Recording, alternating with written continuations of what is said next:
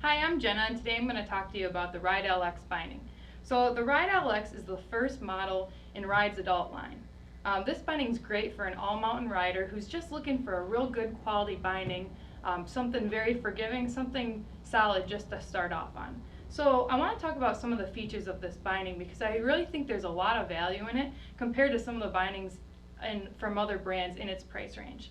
So to start off, this binding has an aluminum frame on it. A lot of times you're going to find cheap plastic frames, especially on some of the entry-level bindings, but all of its bindings have aluminum frames on them. So these bindings are very solid, very durable, and will definitely hold up. So where a lot of the value comes in with this binding compared to some of the others out there are definitely in the straps of this binding.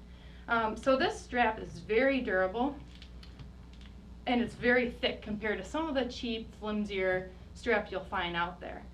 What this does is it allows you to get the appropriate response that you need, being an entry-level rider, but not too much response, not too much to make the binding too aggressive for you. So the binding itself is very forgiving, really just helps you progress, really just helps you get that confidence that you need. Next, I want to talk to you about the toe strap on this binding. So it's a little different than some of the straps you might be used to.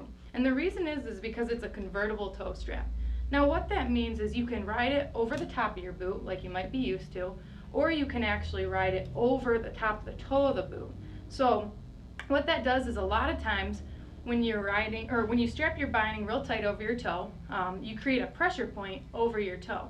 And what it allows you to do is you're not getting the blood flow to your toes get colder, and you're not effectively transferring the response from the binding to your board.